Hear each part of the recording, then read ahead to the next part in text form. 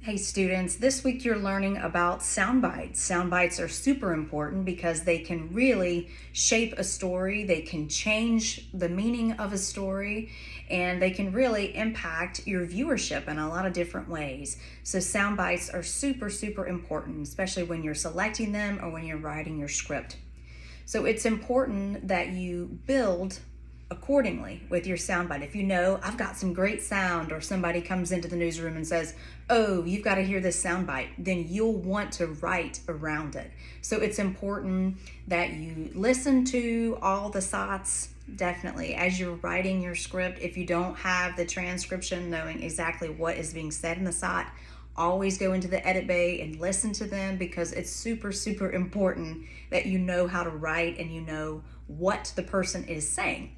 So when you're building scripts, if you have the soundbite and you know the video, you're building scripts around it, well, it's important that you make sure that the lead supports it. And make sure that you adjust the setup for the lead in for the soundbite, or the write-up, which comes, the script of copy, that little bit of copy that comes right before the soundbite.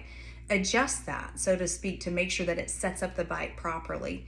If it doesn't, then change the place for the bite so that the bite is set up. You never want to just have a bite come out of nowhere and there's no lead in to the bite. You always want to make sure that there's a proper setup for it.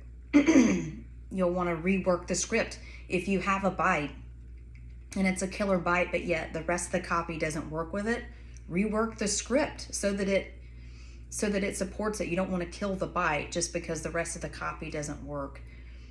Bite placement is something that you'll be reading about in your chapter this week, and that's really important. There's also some examples for you of stories for you to digest so that you can understand the importance of bite placement. It is important, though, to keep in mind that you keep the ID close to the bite. So whoever or whatever the main message is, keep that close to the bite.